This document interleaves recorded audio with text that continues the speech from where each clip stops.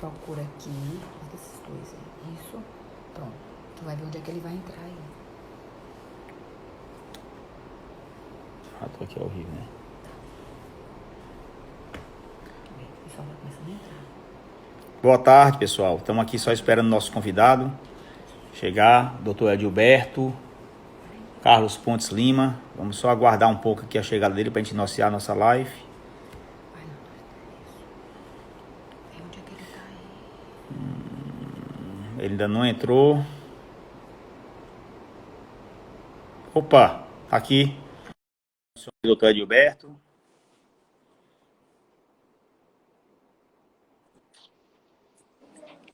Entrou aí? E agora sim. Ouvi? Boa tarde, Edilberto. Tudo bem? Boa tarde, tudo bem? Que prazer, rapaz. Privilégio estar com você aqui nessa live. Ah, prazer é meu.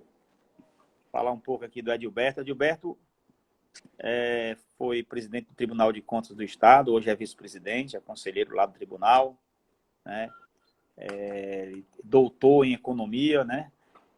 Gosta de escrever artigos e todos muito bem estruturados e interessantes.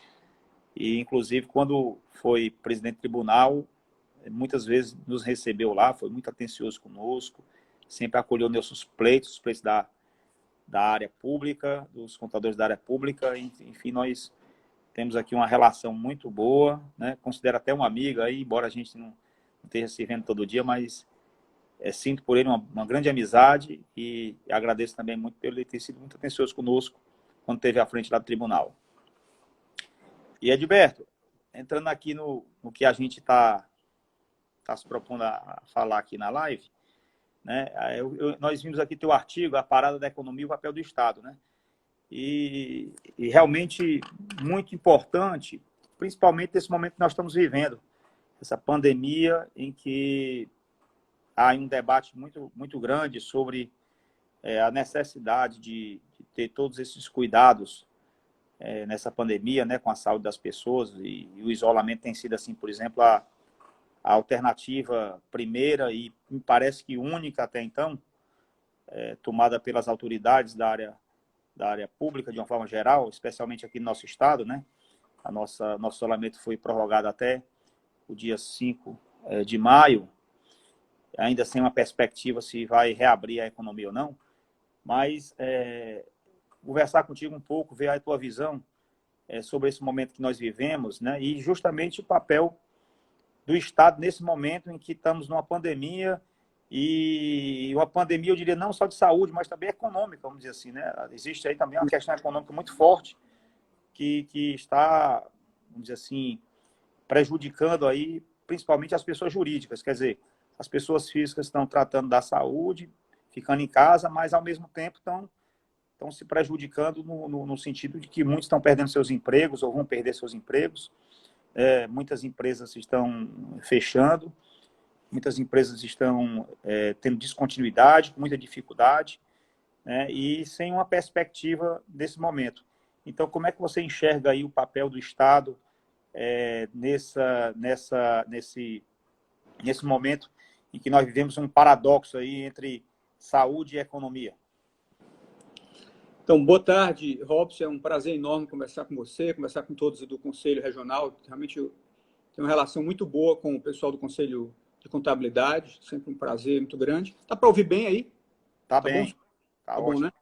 E tinha um prazer especial quando o Robson ia ao tribunal, porque eu sempre tinha pergunta do Ceará para fazer a ele, que meu filho já encomendava. Olha, o Robson vai lá, então pergunte isso, pergunte aquilo, se o técnico vai ser demitido, se não vai.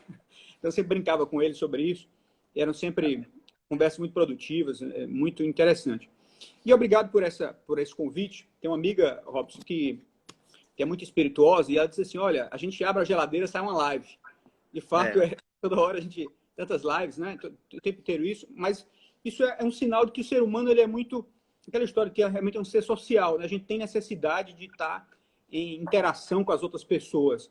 Não basta... Agora mesmo, acabei de sair de uma reunião no Google Meet, que era um secretário de controle externo em todo o Brasil, e a gente estava discutindo o papel dos tribunais de contas, a atuação, como é que deveria atuar na história da pandemia. Porque a ideia é o seguinte, olha, os tribunais não podem atrapalhar, tem essa visão de estar criando obstáculos artificiais nesse momento difícil que a gente está vivendo agora, mas ao mesmo tempo a sociedade espera que compre o respirador, que faça o hospital, que faça o que tem que ser feito, mas que seja respeitado aqueles limites, aqueles princípios. Ninguém quer nada superfaturado, não é isso? Quer comprar o álcool em gel, mas de acordo com o preço que esteja sendo praticado pelo mercado neste momento. É claro que não vai querer que seja o preço de antes da pandemia, que essas coisas subiram. Mas também não quer que seja 2, 3 vezes mais caro, seja 50% mais caro. Então, o controle externo continua tendo esse papel. E agora eu estava debatendo com o secretário de controle externo em todo o Brasil exatamente sobre isso. Como é que deve ser a atuação do Tribunal de Contas? Não atrapalhar, mas ao mesmo tempo não se omitir, né? Continuar cumprindo o seu papel para o qual ele foi desenhado. É um desafio, tanto não é trivial, até porque é um assunto completamente inesperado nesse ponto específico. Mas especificamente sobre esses gastos de saúde, sobre a pandemia, sobre o retorno da economia, realmente é um grande desafio que a gente está enfrentando, como todo mundo sabe, mas eu acho que a grande coisa, a vantagem que nós temos hoje, é que a gente já tem muitas lições da história. Eu acho que, até estou recomendando muito o pessoal ler um livro foi chamado Lords of Finance, um livro de 2011, por aí, mas que ele conta a história da Grande Depressão que o mundo enfrentou lá em 1929. Esse livro dá lições muito importantes para agora, para esse período de agora. Porque é o seguinte, olha, o mundo ali entrou numa grande depressão, e a gente viu o que é uma grande depressão, na prática, uma experiência histórica extremamente triste, mas muito real, muito concreta. Tem até livros sobre isso, filmes sobre isso. O que é basicamente, tem uma desorganização do sistema financeiro brutal, e não é porque você gosta de banco, muita gente tem preconceito contra banco, não pode ajudar banco, não é isso, porque banco funciona como se fosse o sangue do sistema econômico. Se os bancos quebram, tem uma crise de confiança dos bancos, a quebradeira depois é generalizada, porque eles trabalham com confiança, né? A matéria-prima de banco é confiança. Lá você tem 20% só do recurso que as pessoas depositam que está lá, o resto está emprestado, não é? O multiplicador bancário empresta. Então, quer dizer, por que você deixa o dinheiro no banco, você confia. No momento que as pessoas deixam de confiar nos bancos, todo mundo corre para pegar banco. Então, chama de corrida bancária. E aí há uma quebradeira, começa quebrando um, aí começa a desconfiar que os outros também vão quebrar. Enfim, então tem um problema muito, muito grave se os bancos quebrarem. O que houve em 29? Os bancos quebraram, quebradeira generalizada. Depois as empresas todas quebraram. Houve um desemprego em massa. E aí a consequência disso, muita fome, uma fome no mundo inteiro. E a consequência da fome, muitos saques, uma desorganização muito grande. Há relatos de pessoas, milhares de pessoas nos Estados Unidos no meio das ruas, sem nenhuma perspectiva. Na Europa também. Isso acabou sendo a matéria-prima, o caldo de cultura para os movimentos autoritários que seguiram, né? O nazismo, o fascismo, tudo que seguiu depois da Segunda Guerra Mundial, boa parte disso foi em decorrência da Grande Depressão, que desorganizou completamente o sistema, primeiro o sistema financeiro, o sistema bancário, depois as empresas, e aí o desemprego em massa, fome, saques, falta de perspectiva. E aí isso é ótimo, é uma matéria-prima para os movimentos autoritários que seguiram logo em seguida, o nazismo, o fascismo, depois a Segunda Guerra Mundial, enfim. Então, o fato é o seguinte, a gente aprendeu com aquilo ali, o mundo aprendeu com aquilo. Uma coisa que aprendeu, olha, não adianta, naquela época eles foram muito conservadores. Na hora de resolver o problema, os bancos centrais, os principais bancos centrais, o Banco Central da Europa, na época da Europa, o Banco Central inglês, o Banco Central francês, o alemão e o americano foram extremamente conservadores. Eles estavam apegados ao que chamava na época o padrão ouro. Você só pode emitir moeda se você tiver determinada quantidade de ouro. Cada moeda, o dólar tinha cada dólar tinha que ter tantas gramas de ouro, cada libra esterlina tinha que ter tantas gramas de ouro, enfim, tinha essas proporções todas. Só que a oferta de ouro é limitada, por óbvio. Onde é que ficava o ouro? Ficava lá no subsolo dos bancos centrais, né? E nas minas, e ficava dependendo das minerações. Então era limitada a oferta de ouro. E os banqueiros centrais, os bancos centrais, se apegaram muito a isso. Em vez de ter flexibilizado isso, olha, o sistema bancário vai quebrar, precisa de liquidez. Eles não deram a liquidez que o sistema bancário precisava. Consequência, como não deram essa liquidez, o sistema bancário quebrou, entrou em colapso e depois o restante da economia, como falei há pouco. Então, você aprendeu isso, olha, o que não se deve fazer? O que não se deve fazer nessas horas é excesso de conservadorismo, fundamentalismo, ideologia, como fizeram em 29. E agora, eu acho que a última grande crise mundial, que é enorme também, não grande como a atual, mas muito grande também, que foi a crise de 2008, né, com o subprime lá, começou nos Estados Unidos, mas se alastrou pela Europa também, eles fizeram a coisa correta. na época, o Ben Bernanke, o presidente do Federal Reserve Bank, o chairman, como eles chamam lá, eles ofertaram maciçamente recursos para o sistema financeiro. E a época houve muita crítica, o presidente Barack Obama, mas estão ajudando os banqueiros e tal, salvando bancos, isso é um absurdo e tudo mais. Mas o fato é que fizeram isso e conseguiram salvar o sistema bancário americano. Muitos bancos acabaram saindo do mercado, mas o sistema como um todo manteve a solvência. E também nos Estados Unidos, lembra do presidente do Banco Central Europeu, gente chamado Mario Draghi, italiano, que ele disse assim, olha, não há limites para a ajuda ao sistema bancário europeu. E eles fizeram isso, apesar de todas as críticas. O fato é o seguinte, a economia que parecia que ia entrar numa grande depressão, parecida com a de 29, não entrou naquele período. Então foi outra grande lição. Primeira lição do que não fazer, foi 29.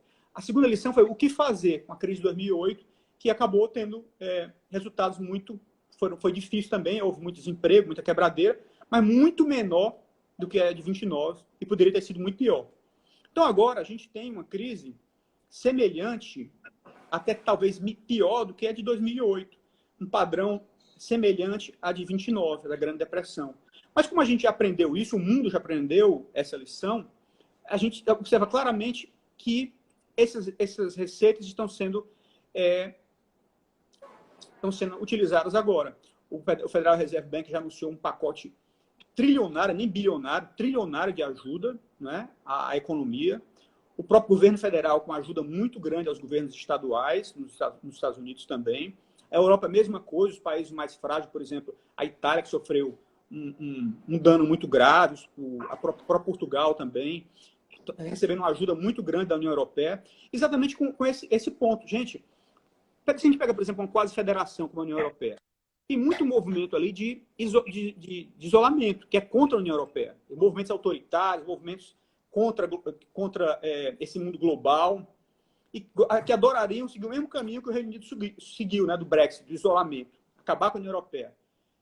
E nesses momentos agora, se a União Europeia não entrar forte, ajudando, apoiando, você dá muita margem, muita força aos que são contra a União Europeia. Então, eles acordaram para isso, anunciaram um pacote agora, não sei se vocês viram, a Lagarde, que é a presidente do Banco Central Europeu, anunciou um pacote de 800 bilhões de euros para ajudar o sistema bancário e a economia e os governos de uma forma geral na Europa, à semelhança do que aconteceu com o Mario Draghi na crise de 2008.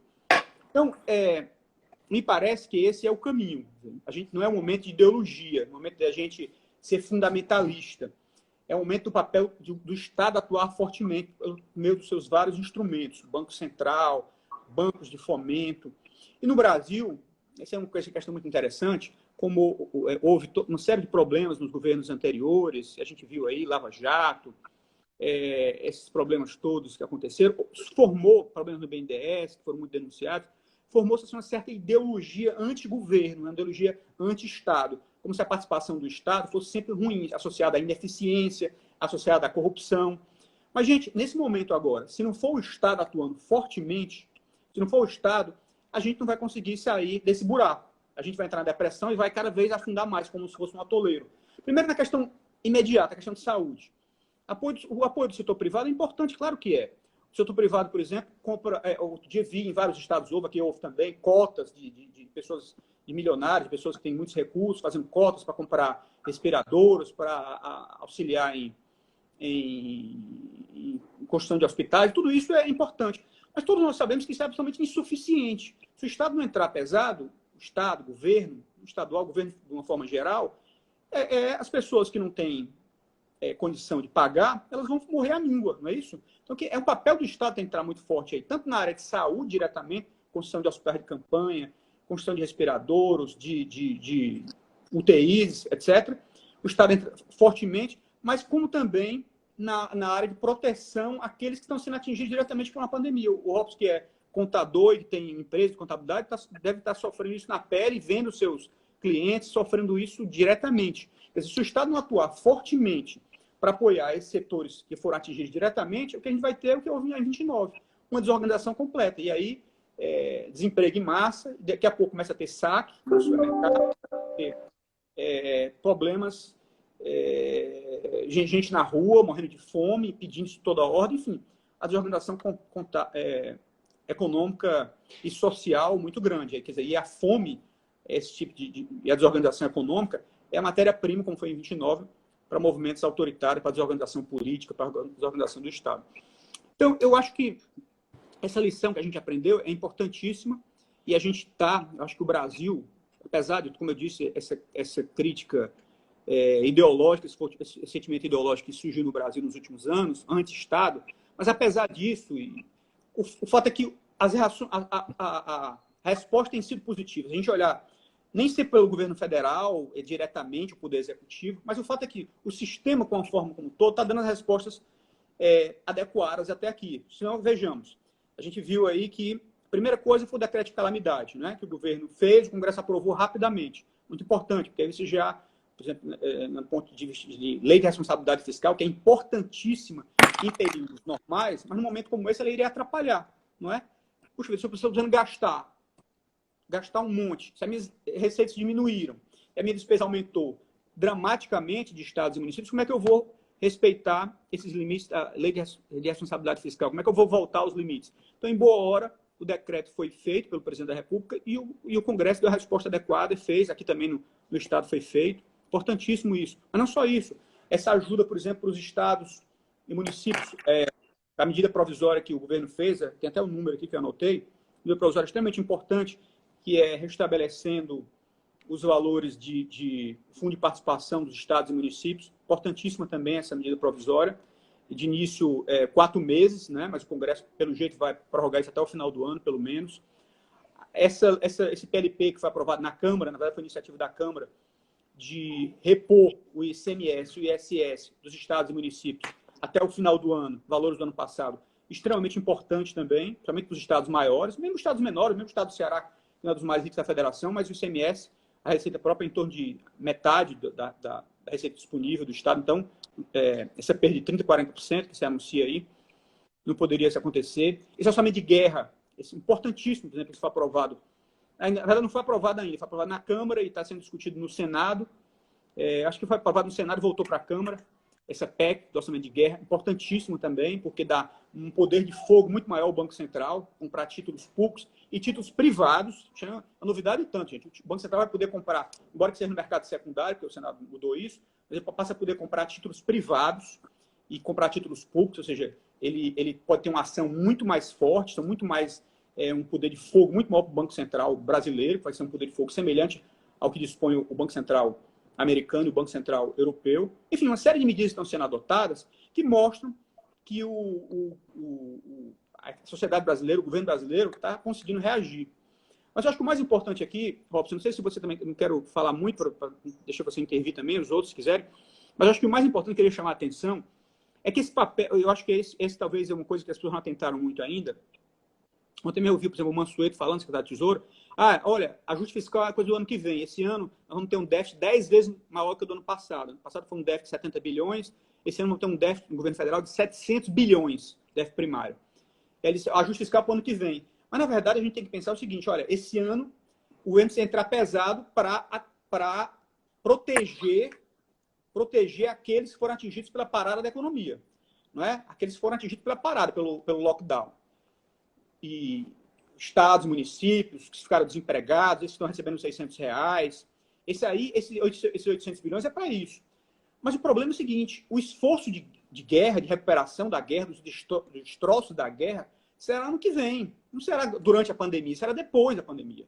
Quer dizer, ano que vem a gente vai ter ainda, por isso é que essas medidas, olha, só vale até o final do ano. Mas vai ter que ser rediscutido, vai ter que valer uns 2 ou 3 anos para frente ainda, no mínimo, no meu entendimento. Que é um pouco isso, é como o paciente está na UTI, saiu da UTI, mas continua, está no respirador. Saiu do respirador, mas precisa continuar tomando um antibiótico.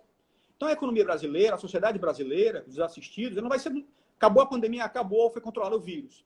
Aí reabre tudo. A economia volta, a arrecadação se recupera, os empregos se recuperam. Não, gente. Os empregos, isso aí, essa recuperação será lenta. Vai demorar pelo menos 1 ou 2 anos para que essa recuperação seja plena. Então esse ano o PIB cai 5,5%, que é a previsão da The Economist, o PIB brasileiro. O PIB alemão cai 7%, o americano 4%, previsões hoje que a The Economist fez. Mas ano que vem deve cair também, continuar caindo, ou uma recuperação muito lenta ainda.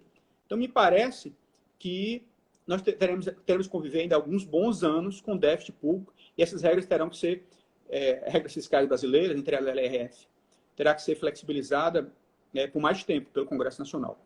Mas, Robson, eu queria, foi um breve comentário, mas passo a palavra para você, para, enfim, aí, se você quiser fazer alguma intervenção, algum ponto específico. Tá. Não, foi muito boa essa tua... colocando aí a história, mais ou menos, que aconteceu em outros momentos de depressão, né? Mas eu acredito que quando a gente tem um desafio como esse que nós estamos vivendo, a gente precisa de um plano muito claro, muito transparente para passar para a população. E até o presente momento, eu tenho visto planos isolados, né? O governo do Rio Grande do Sul apresenta um plano, a Fiesp apresenta um plano, alguém ali apresenta um plano. E eu tenho percebido uma desconexão, né, de uma unicidade, de se fazer uma estratégia comum para a gente sair dessa situação que nós estamos, minimizando os prejuízos que vão ter, que serão enormes, né? Você não vê, por exemplo, você vê o isolamento hoje como um único plano de verdade posto pelas autoridades. A meu ver, o isolamento é um eixo, é uma ferramenta, é uma etapa de um planejamento, de um plano de saída para a gente ter uma porta de saída.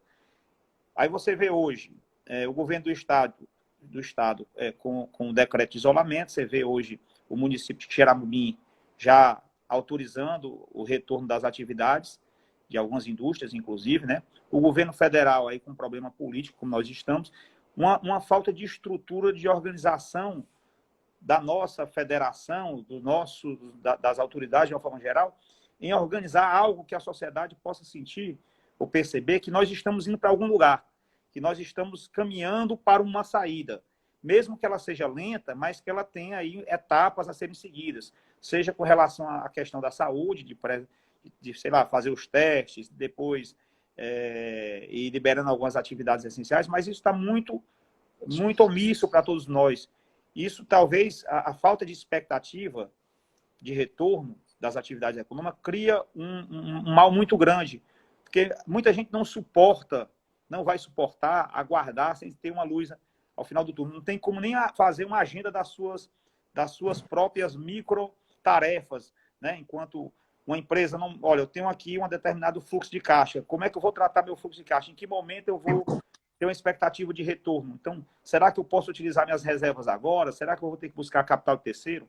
Então, eu te pergunto assim, tu sente também isso, a ausência de um plano maior, um plano mais macro, um plano que dê um norte para a nossa sociedade? Eu não sei se isso é uma coisa típica só do Brasil, não sei se outros países estão fazendo algo como isso, passando para a sociedade de forma geral, para a população, uma estruturação, uma porta de saída. Sem dúvida, eu acho que esse é um ponto fundamental. Quer dizer, se a gente tem um federalismo, uma das características do federalismo é a coordenação. Não existe hierarquia entre os entes federados, entre a União, os estados e os municípios, mas tem que ter uma coordenação.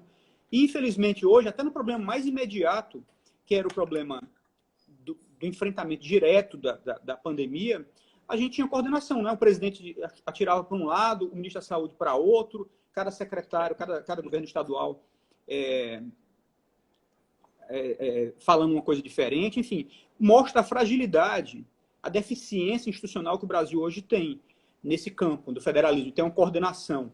De fato, cada um caminhou por conta própria, né? E isso ficou muito evidente agora. Houve uma falha do federalismo brasileiro muito clara agora. Cada um ficou por si e ainda bem que havia uma autonomia, porque muitos governadores puderam tomar providências que havia resistências no governo federal. E eu acho que isso foi até importante, essa autonomia. Mas você tem toda a razão. Quer dizer, a falta de uma coordenação é muito clara, muito evidente. Há uma necessidade imediata disso. Porque, como eu estava falando antes, outro dia eu vi alguém falando sobre plano Marshall, por exemplo. Precisa agora lançar um plano Marshall para o Brasil, né? Que foi o plano que foi feito para a reconstrução da Europa logo depois da guerra. Esse plano Marshall, se for feito, eu acho que é uma boa iniciativa. Isso já que a gente está comparando a pandemia, foi feito de uma guerra, com destruição de vários empregos, várias empresas e tudo mais. Para reconstruir é preciso realmente um plano nacional coordenado com a participação de vários atores que sinalize claramente isso, que tenha horizontes muito claros. Então, Robson, eu acho que a sua análise é perfeita nesse sentido. Há uma carência disso, uma coordenação federativa brasileira, isso é muito evidente em todo sentido, até no problema mais imediato, que é o da saúde. E no day after da pandemia, no dia seguinte, isso vai ser mais importante ainda. Que agora, como eu estava falando, agora o Estado atua para parar a economia mesmo. E essa é a ideia. Porque como ele quer evitar a disseminação, então você tem que isolar as pessoas e parar. O Estado usa sua força para parar. Quando ele começar a usar a força para reconstruir esse esforço nacional, tem que haver realmente os governadores, o presidente da República, enfim, as principais autoridades do país, tem que ter um plano comum, coordenado, harmônico, e a partir de muito diálogo. Porque a federação é isso. Isso dá um trabalho enorme. Isso é uma peleja constante. É igual a democracia. Tem gente que acha ruim, mas tem que dialogar. É isso mesmo, gente. É isso mesmo, a democracia. Na ditadura é que falou, está falado, né? Não tem discussão, como dizia aquela música do Chico. Na democracia tem que dialogar o tempo todo. O federalismo é a mesma coisa. Já que não existe hierarquia, isso aqui não é um Estado unitário, ou seja, o governador ele não é um secretário, aqui não é um departamento do governo federal, onde se dá uma ordem e aí se cumpre, não. Aqui você tem que dialogar. O governo federal estabelece uma diretriz, junta todos os atores, os estados, os municípios, e a partir daí se passa a executar, mas ouvindo todo mundo, dialogando todo mundo. Eu acho que isso está faltando no Brasil. Isso é muito evidente que falta no Brasil, uma coordenação federativa mais forte. E agora, se isso era importante em tempos normais, agora em tempos de reconstrução, pós-pandemia, né, pós-guerra, vamos dizer, chamar assim, isso vai ficar uma necessidade maior ainda. Eu acho que é urgente, é para ontem isso. Esse anúncio agora do Plano Marshall, eu não vi nenhum governador lá presente, não vi. Isso era para ser o presidente da República, os principais ministros, nem o ministro da Economia estava lá, pelo que eu vi, mas os principais atores econômicos do governo federal, do governo estaduais, agindo em conjunto. Isso é fundamental. Federalismo é isso. É coordenação, é diálogo, é ter um projeto comum. O governo federal define a macropolítica, não é? Ouvindo todos, que ele não é de cima para baixo, ele ouve todo mundo. Depois ele define a macropolítica e, a partir daí, se vai executando, se vai vendo a necessidade. Mas eu acho que esse ponto é chave. Concordo inteiramente com vocês. Tem uma carência no Brasil hoje, um diagnóstico perfeito. Precisa disso, com urgência, se era necessário em tempos normais, nos tempos pós-pandemia, pós-guerra, vamos chamar assim, isso será uma necessidade absoluta, necessidade, enfim, premente. Tá, tem um pessoal perguntando aqui, nos acompanhando, a preocupação com as contratações públicas nesse momento, né, em virtude dessas dispensas de licitação, enfim. E preocupado como é que o Tribunal de Contas está conseguindo acompanhar isso, como é que o Tribunal está conseguindo fazer a fiscalização dele, principalmente porque deve estar todo mundo home office, vamos dizer assim, né? E se estão conseguindo fazer inspeções físicas nos equipamentos que estão sendo construídos, vendo se os aparelhos que estão sendo adquiridos realmente estão chegando, e se os preços estão condizentes, enfim. Eles estão perguntando quais são os instrumentos que o tribunal está usando hoje para conseguir dar essa garantia à sociedade de que as contratações estão sendo feitas de forma adequada. Pois é, como eu estava falando para você, há pouco, saí de uma reunião agora do Google Meet com o secretário de controle externo em todo o país, exatamente para isso. A gente está definindo e aprendendo com a experiência do outro, boas práticas, o que alguém fez bacana lá no Amazonas, no Rio Grande do Sul, no DF, e o que está sendo feito bacana aqui no Ceará, para a gente compartilhar essas práticas. Então, o que está sendo feito especificamente aqui no Ceará, né, que já está sendo construído? Por exemplo, não sei se vocês viram, foi noticiado no site do tribunal, equipes do TCE foram lá, havia questionamentos sobre, por exemplo, o presidente Vargas, né? Então, equipes do TCE, junto com o pessoal do Ministério Público Estadual, equipes do TCE foram ao presidente Vargas ver a construção, que é que havia uma série de documentos que foram solicitados, né? O TCE formou uma comissão específica comissão de 6 ou 7 servidores, multidisciplinar, com engenheiros, com advogados, contadores, enfim, gente de várias áreas, servidores efetivos do tribunal, da Secretaria de Controle Externo, para acompanhar as licitações que estão acontecendo, denúncias que estão ocorrendo, nosso canal de ouvidoria continua aberto. Enfim, o tribunal está atuando muito fortemente. É claro que com todas as restrições do momento, agora, que todos estão enfrentando, né? O trabalho está sendo, a maior parte, em home office, não tem jeito, apesar de ter feita essa fiscalização presencial, os engenheiros do tribunal foram lá, ao PV, mas, regra geral, é por análise de documentos, análise dos editais, o nosso observatório de licitação também está funcionando a pleno vapor, não é? Então, o tribunal tem, sim, uma estratégia, apesar de todas as limitações agora do momento, tem, sim, uma estratégia para fiscalizar, para acompanhar de muito perto todas essas contratações que estão acontecendo no âmbito da Covid-19. E, além disso, os julgamentos também estão sendo realizados. Em um mês de março, desde que o tribunal passou a ser por home office para agora, um mês, foram mais 1.050 processos julgados pelo tribunal, pelo plenário virtual. Então, não parou de forma nenhuma. Cautelares estão sendo examinados. Eu mesmo, como relator, examinei uns 3 ou 4 pedidos de cautelar, pedi esclarecimentos. Continua funcionando. Apesar de todas as limitações, a gente está funcionando não só aqui internamente, como procurando dialogar com o Brasil inteiro. Agora mesmo, nessa reunião com o secretário de Controle Externo, o secretário de Controle Externo do TCE do Amazonas me relatou que eles multaram lá, o TCE multou o governador do estado, a multa mais alta que tem, porque eles pediram esclarecimento que não foi prestado, e o tribunal pediu o afastamento da secretária de saúde do Amazonas, porque também não houve, porque não atendeu determinada coisa que o tribunal estava entendendo. Quer dizer, isso é o Tribunal de Contas do Amazonas. Eles já estão atuando, tem equipes lá atuando e tudo mais. Outros não, estão uma atuação mais orientativa e tudo mais.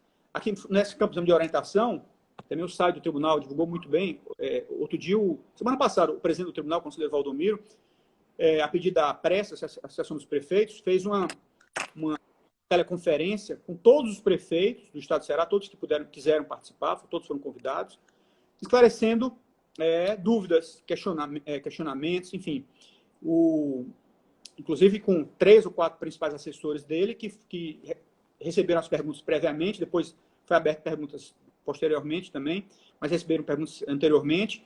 Eu acho que eram mais de 100 perguntas que foram esclarecidas, dúvidas de toda a ordem que os prefeitos têm. Exatamente por isso também. Aquela ideia de que o tribunal tem que fiscalizar, é seu dever, e vai continuar fazendo isso, mas principalmente o que ele quer é que as coisas funcionem, quer que o respirador chegue, enfim, que as coisas aconteçam da melhor forma possível, que o hospital seja reconstruído o mais rápido possível. Mas claro que quer que tudo isso aconteça sem superfaturamento, sem desvio, cumprindo a lei e tudo mais. Então, esse papel orientador do tribunal tem sido reforçado de várias formas, e essa é uma das formas. Semana passada, o presidente Valdomiro teve essa teleconferência com os prefeitos e foi muito bom. Teve até editorial do jornal O Povo elogiando a iniciativa, que realmente foi muito bem sucedida. Como é que está essa experiência, aproveitando, falando um pouco sobre o Tribunal de Contas? Inclusive, quem quiser fazer pergunta, pessoal, pode ir fazendo aqui, que a gente vai replicando aqui para o Edberto. Como é que está o tribunal depois da extinção do TCM? Você acha que houve avanços em relação a essa missão do tribunal ele está conseguindo realmente assumir as funções que eram antes do Tribunal de Contas do município? O que houve de ganhos e o que houve de prejuízos para a sociedade? Isso é um tema até que muita gente pergunta e se discute isso, mas você que está no tribunal, que foi presidente agora recentemente, enfim, tem toda a sua experiência, qual é a sua análise sobre isso? Interessante isso tudo. De fato, houve uma fase de transição, né? Fase inicial, porque foi feito de forma abrupta, não houve um maior planejamento, mas hoje o tribunal está completamente integrado. A gente conseguiu aprovar uma lei orgânica única. A gente teve, ano passado, por exemplo, em 2019, o maior número de julgamentos nos últimos 10 anos, julgamentos municipais nos últimos 10 anos. Isso mantendo o mesmo nível de julgamentos de contas estaduais, não houve queda nenhuma. Então, no fim, apesar de todo o esforço de transição, que foi notável, né, foi muito grande, mas hoje você tem um tribunal só, que é muito mais forte do que ter 2 tribunais separados. Na prática, acabou acontecendo isso. Tem muita sinergia entre a atuação municipal e a atuação estadual. Sinergia entre os técnicos, sinergia entre sistemas. Enfim, acho que os ganhos são consideráveis, embora o custo tenha sido alto, né? O custo de transição tenha sido alto, mas já foi superado. Ficou mais ágil, Alberto? Muito mais, todo mundo trabalhando num prédio só. Hoje está todo mundo trabalhando num prédio só, quer dizer, você não tem mais 2 prédios. Você tem a uniformização das decisões, que as decisões estaduais e municipais é a mesma. O que acontecia, por exemplo, antes? Você ia num município qualquer, um município qualquer do interior do estado, fazia um convênio com o estado. Aí iam lá os auditores do TCE olhar esse convênio. Daqui a pouco,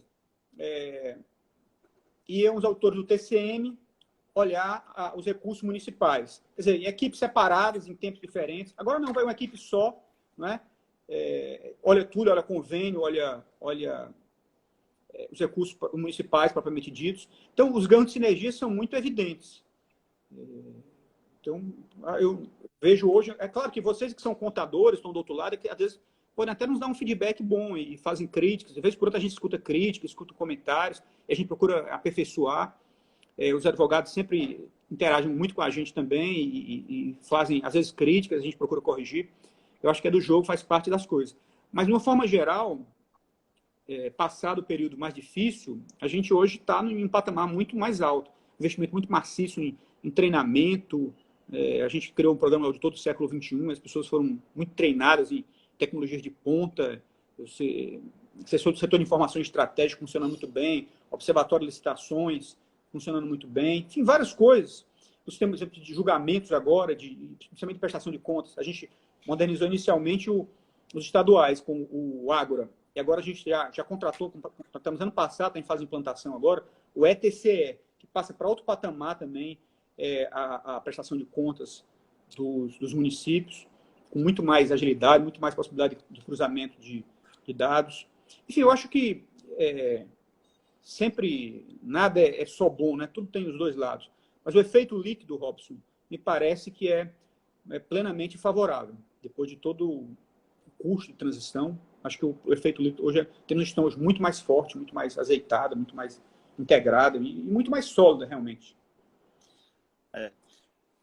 Voltando aqui um pouco ao assunto da pandemia, né, com relação à questão da economia, e a gente sabe que as prefeituras, boa parte das prefeituras do país hoje, elas não conseguem sobreviver com suas próprias receitas, né, as receitas próprias de tributos municipais, elas precisam viver das transferências, dos fundos de participação, né, e agora, com esse momento que nós estamos vivendo, me parece que o cenário vai ser muito mais negro para essas prefeituras de uma forma geral, né? Para quem não tem capacidade, às vezes, de pagar, às vezes, uma folha de pagamento, né? Você que está no tribunal deve ter até mais percepção sobre isso.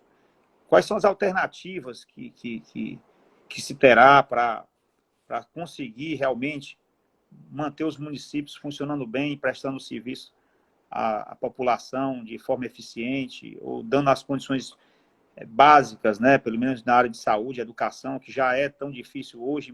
Imagine no momento pós-pandemia, como é que você enxerga isso? Você vê aí alguma luz, algum aprendizado, será, se a gente vai tirar disso tudo, né, seja no setor público, seja na iniciativa privada, seja nós como pessoas, o que é que se pode fazer de diferente daqui para frente, para que a gente possa realmente cada um cumprir seu papel com mais eficiência? Esse é um ponto muito interessante, porque a gente viu que o governo tomou as providências imediatas. Essas foram tomadas, como eu estava elogiando no começo, na medida provisória 938, que complementou os fundos de participação por 4 meses, né? Tanto os fundos de participação dos estados quanto dos municípios. Houve uma queda brutal, né? Que essa economia para, o imposto de renda diminui drasticamente, e cai também o IPI, que são a base dos fundos de participação.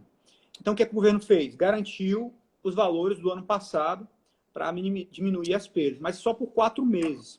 Aí o Congresso está estudando estender isso pelo menos até o final do ano. Providência importante.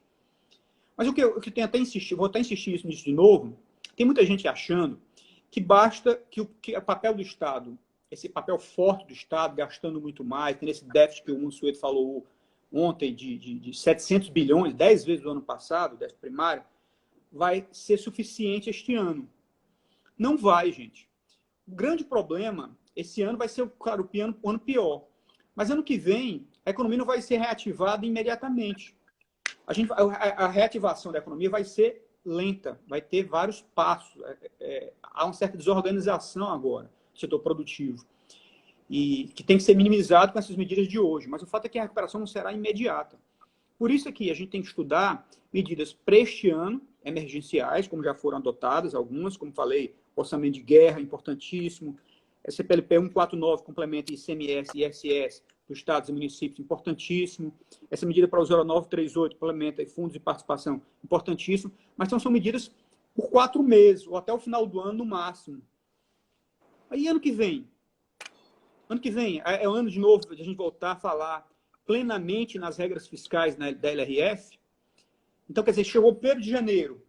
Agora então os prazos começam a correr de novo. Você tem quem tiver desenquadrado tem ali só 2 quadrimestres para se recuperar, é isso? Então o Congresso Nacional, e não é o Tribunal de Contas que vai decidir isso, o Tribunal de Contas é só o termômetro. Então, às vezes ele é acusado disso. O tribunal está sendo muito duro. O tribunal, até eu digo isso quando eu recebi muitos prefeitos, muitas pessoas lá, e criticava às vezes o tribunal. Meu tribunal tem que ver isso. Eu digo, gente, o tribunal não é o Tribunal de Contas que faz a lei. O Tribunal de Contas até entende todo o problema.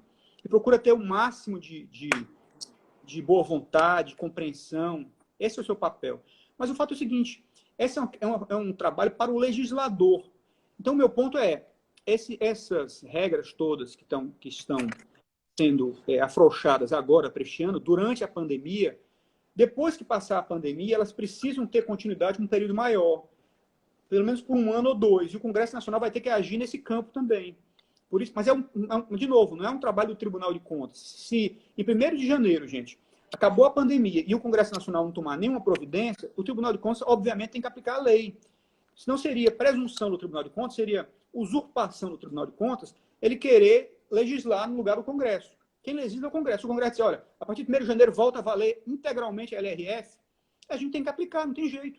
Então, quem tem que mudar, por isso que eu estou alertando isso, que não vamos achar que passou a pandemia, voltou às atividades econômicas, acabou o lockdown, o vírus foi controlado, descobriram uma vacina, a economia imediatamente vai voltar, a arrecadação voltar. Não vai ser assim, isso vai demorar. Igual o pós-guerra, houve uma destruição de muita coisa. Então, você vai precisar de 1 ano ou 2. Ano que vem será um ano difícil ainda.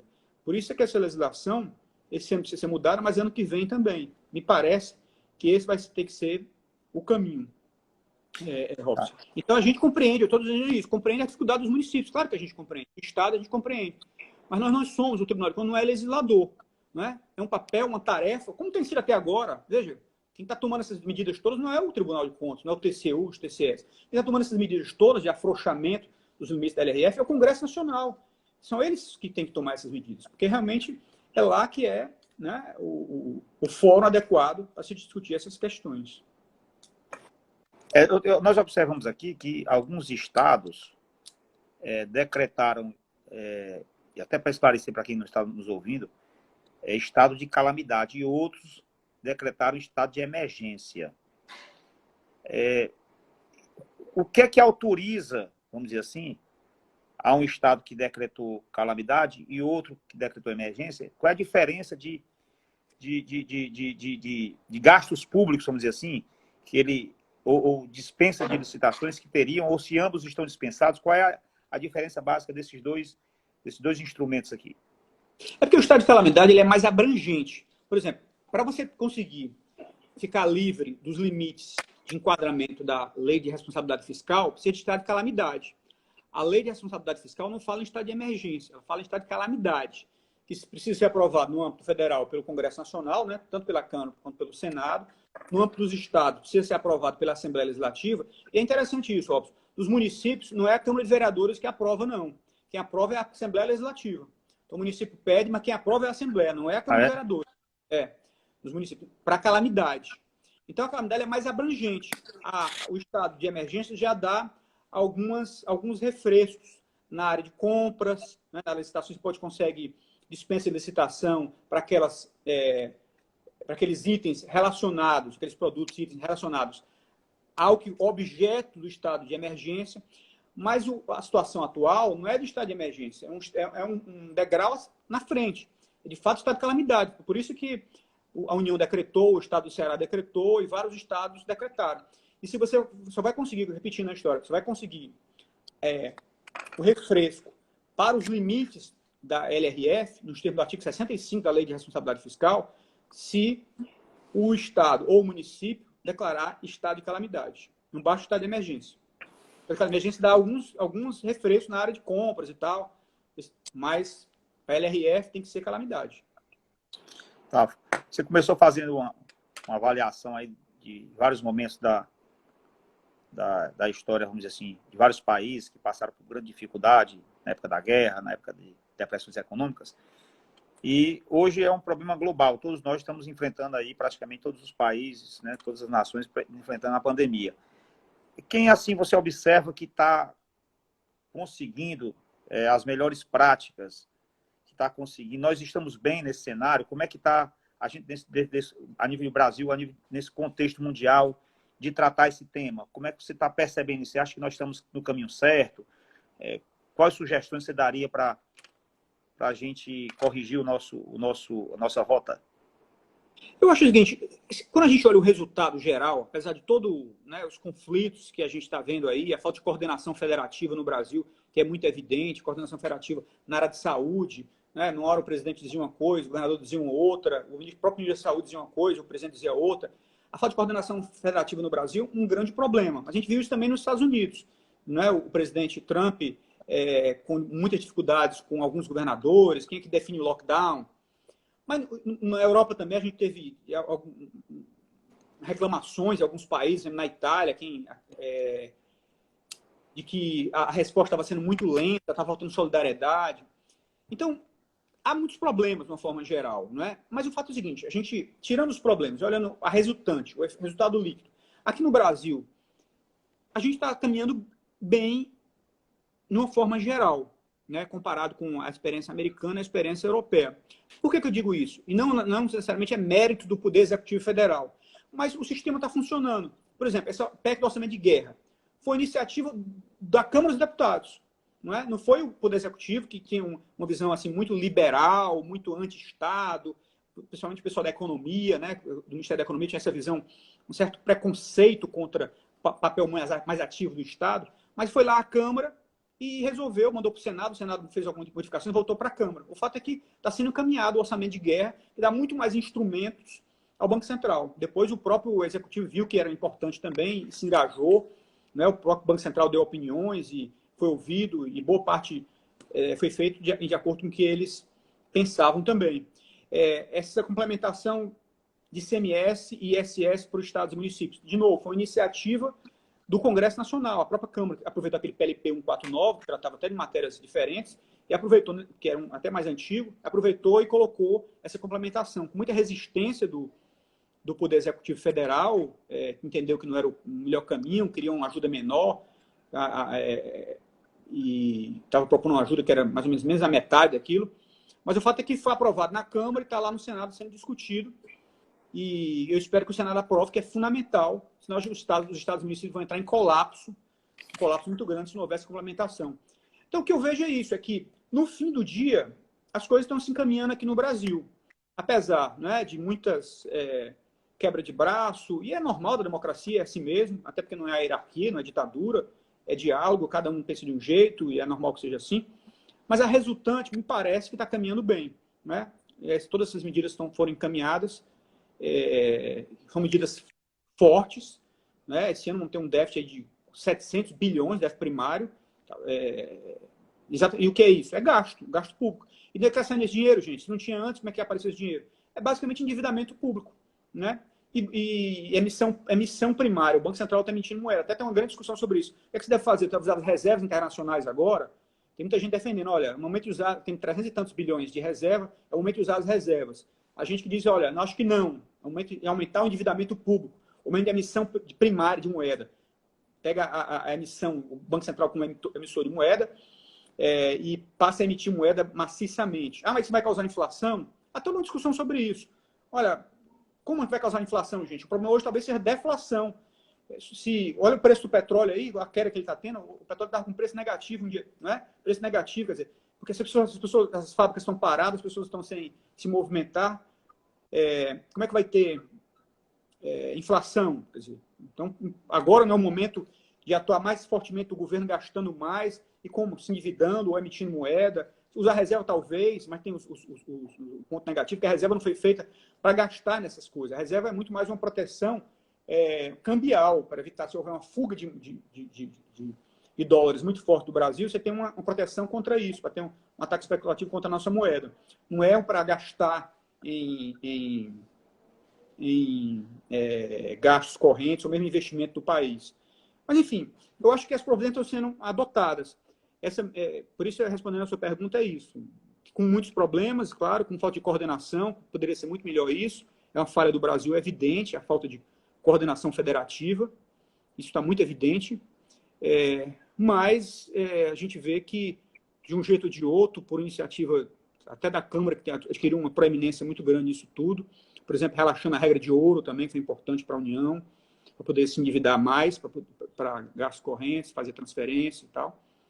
Essas providências, quer dizer, não estão parados. A gente diz assim, está parado tudo, por ideologia, não está tendo... Não, olha, os R$600 estão sendo pagos às pessoas que ficaram sem empregos, não é? Estão sendo pagos os R$600. Quer dizer, está atuando. Transferência para estados e municípios está sendo feito, e já foi feita, a primeira parcela já foi transferida, essa transferência adicional aí, recompondo o valor no passado. O ICMS e ISS já foi aprovado na Câmara, está no Senado. Espero que o Senado aprove o mais rápido possível. Enfim, os mais poderes do Banco Central foi aprovado na Câmara, está no Senado. Espero que ele aprove o mais rápido possível. As providências estão sendo encaminhadas, me parece que está sendo encaminhado. Apesar de todo o problema de coordenação federativa no Brasil, que é muito evidente que urge que seja resolvido e seja melhorado. Gilberto, se falou muito na época da reforma da Previdência, que era necessária para diminuir o gasto público, né? E agora nós entramos aí num momento que precisa ter muito gasto público para poder suportar todo esse problema que nós estamos enfrentando. Você acha que nós comprometemos os ganhos que teríamos com a reforma da Previdência nesse momento? Porque essa aqui é uma questão interessante. Que você está em guerra, né? Está sendo comparado, não sou eu que estou comparando, o mundo inteiro está comparando essa pandemia a uma guerra. Na hora da guerra, você não vai pensar olha, eu não posso, as pessoas estão morrendo, eu não posso gastar, porque tem um limite da lei de responsabilidade fiscal, não é? Então, claro, esses ganhos todos que estavam previstos, e são fundamentais, o controle das contas públicas é fundamental, gente. Ele é importante, é um valor fundamental para evitar explosão da dívida pública, para evitar inflação, fundamental. Mas agora a gente está num momento de guerra, um momento que a gente tem que salvar vidas, a gente tem que organizar a economia, para evitar que haja que houve em 29. Eles foram muito conservadores lá em 29, o resultado foi a desorganização completa do sistema produtivo. Saques em massa, fome nas ruas, pessoas com fome, as empresas quebrando, o sistema bancário quebrando. O resultado disso aí foi o caldo de cultura, foi o ovo da serpente para as ditaduras, e depois para a Segunda Guerra Mundial. Se quer evitar isso, se aprendeu com a história, ensinou, se quer evitar isso. Então agora esse valor, que é fundamental em tempos de paz, que é o equilíbrio das contas públicas, ele acaba sendo um valor menor em tempo de guerra, não é? Então, a reforma da Previdência foi fundamental, foi importantíssima. Não se discute isso. Mas agora você tem um problema muito mais grave, muito mais sério para ser tratado, que é isso, é desorganizar completamente o sistema produtivo, as pessoas ficarem nas ruas, fome. Isso aí, daqui a pouco a gente tem, né, todo o caldo de cultura de uma ditadura, de saques em massa, de fome, enfim. A história nos ensinou muito sobre isso. O que parece é que a agenda positiva perdeu qualquer importância, né, de reformas administrativas, como aconteceu a previdenciária, a reforma tributária. Então, nós agora, nesse momento, temos que deixar essa agenda totalmente de lado e pensar exclusivamente nesse momento que você disse que é um estado de guerra, né? Nós estamos com uma guerra contra um inimigo invisível que não tem, você pode ter o arsenal que tiver, você não vai conseguir combatê-lo, você vai ter que combater ele de outra forma, de uma forma até em que se vai gastar muito, mas não vamos ter assim uma percepção de imediato dos resultados. E qual é a tua expectativa? Quando é que tu acha que a gente começa a retornar realmente à vida normal? Você que é um estudioso aí da economia do Brasil, mas não só do Brasil, mas do mundo, qual é a tua expectativa? Quanto tempo nós vamos levar para retornar o nosso crescimento? Dizem que nós vamos perder 10 anos. Isso é verdade? Como é que tu enxerga isso? Qual é a tua avaliação? Pois é, Robson, eu acho que essa é uma pergunta, como o pessoal diz, a pergunta de $1 milhão, né? É o que todo mundo quer saber. e ninguém sabe exatamente o que vai acontecer. Eu comecei citando uns dados que a revista The Economist, aquela Economist Intelligence Unit, que é uma acho que meu celular aqui começou a... Só um instante. Ela lançou agora umas previsões, né, de queda do PIB esse ano para vários países. Então, a queda é muito brutal. E para o ano que vem? Vai depender da extensão. Se conseguirem descobrir essa vacina logo, né, controlar isso logo. Tem vários testes aí, vários países dos Estados Unidos estão fazendo já testes com pessoas. Se for descoberto logo, né? Então, a gente talvez tenha um efeito aí, ano que vem a gente já consiga começar a recuperar a economia. Mas se não, se esse vírus aí revelar capacidade de mutação, como alguns apontam, que por exemplo, na China pode ter agora uma volta, ao fim do lockdown, pode ter uma volta, um rebote do vírus, né? E é isso que muitos países estão com medo agora. Olha, a gente vai reabrir a economia e as pessoas começam a trabalhar de novo e aí tem um rebote, né? Tem o vírus aí aparece com força de novo. Então, quer dizer, como isso está em aberto, a gente não sabe ainda exatamente o que é isso, ninguém sabe exatamente até onde o vírus vai, qual o alcance dele, por isso que você não consegue ter uma resposta quando é que a economia vai se recuperar, quando é que a gente vai voltar a ter vida normal. Por isso que eu acho que no melhor cenário olha, tudo bem, começa a voltar agora, daqui a 15 dias, daqui a um mês, o mundo começa a voltar devagarinho e o vírus não tem um segundo repique, né? Não tem um rebote aí. E aí sim, então a economia começa a se recuperar a partir do segundo semestre, o terceiro trimestre já é bem melhor do que agora, começa a recuperar, e a partir do primeiro trimestre do ano que vem a gente volta mais ou menos à vida normal. E aí pode voltar toda a agenda que estava seguindo antes, agendas, reformas estruturais no Brasil e no mundo. Mas depende muito disso. Eu acho que, como essa questão está em aberta, qual é o alcance desse vírus, aí não se tem ainda muita clareza sobre isso, que é difícil dar uma resposta nesse campo. Agora, um pouco essa história... mas quer dizer que então que a agenda de reformas estruturais ela foi abandonada? Eu acho que a questão não é essa. A questão é o que é imediato. É um pouco isso. O jeito, por exemplo, está estudando inglês, está estudando línguas estrangeiras. Aquilo aí vai ser muito importante. Tá ok aí? Pode continuar. Estou só vendo o tempo aqui. O sujeito está estudando uma coisa estrutural para a vida dele, importante. Ele está estudando inglês, porque ele quer fazer um curso, não sei o que e tal. Aí, de repente, tem um incêndio na casa dele. É claro que ele não vai continuar estudando inglês naquele momento, né? Ele vai querer apagar o incêndio. É um pouco isso, quer dizer, o momento agora é de cuidar disso que é imediato. Porque a gente tem que sempre entender, separar as duas coisas. A primeira coisa são os gastos com a pandemia, né? Os gastos com saúde, que aumentaram brutalmente. Depois a desorganização da economia, a queda da arrecadação e desorganização das empresas, da economia, o desemprego enorme e tal. Quer dizer, você tem gastos muito grandes, tanto com o gasto direto com a saúde, quanto o gasto para compensar os danos que a pandemia causou. Então, essa que é o grande desafio no momento. Né? Por isso que é tão difícil assim. Porque é como se fosse uma tempestade perfeita. Ele aumenta minhas despesas dramaticamente, despesa direta de saúde, mas também despesa com seguro-desemprego, com auxílio aos mais necessitados, a estados e municípios, enfim, auxílio a empresas que estão em dificuldade, e diminui as minhas receitas pela desorganização da economia. Né? Então, é realmente complicadíssimo isso. Por isso é que é difícil você falar agora em agendas estruturais. Agora, não quer dizer, isso também, por isso que o Tribunal de Contas continua atuando, que as pessoas têm agora autorização para desperdiçar dinheiro. Ao contrário, é um momento de muita austeridade, não é? Um momento de todos darem a sua contribuição, de ter austeridade nas organizações públicas. Isso sim, essa agenda de eficiência não se perdeu, pelo contrário, de maior produtividade. Mas eu acho assim, o que é prioritário agora é isso, é evitar que haja um colapso do sistema bancário, do sistema econômico, e com isso desemprego em massa, grande depressão, a gente entra um grande atoleiro, que é o que todo mundo quer evitar. Gilberto, está faltando aqui 40 segundos para a nossa live cair. Pois não. Agradecer aí por essa aula, viu, que nós tivemos hoje aqui, de economia, de visão aí da nossa situação em relação a outros países, enfim. Parabenizar aí também pelo conteúdo que você apresentou para a gente, muita gente aqui que acompanhou, também parabenizando. E dizer também que o Conselho está à sua disposição, como sempre esteve, né, que você precisar aí da gente, estamos aí à sua Tá total joia. disposição, tá? E quero agradecer mais uma vez. Um grande abraço aí para todo mundo. Obrigado, Obrigado pelo pastor. convite. Foi um prazer enorme conversar com você, Robson, e responder as perguntas. Também estou sempre à disposição. Sou um grande admirador do Conselho de Contabilidade aqui do Ceará. Tá encerrando aí. Um abraço. Vai cair Abração. agora. Tchau.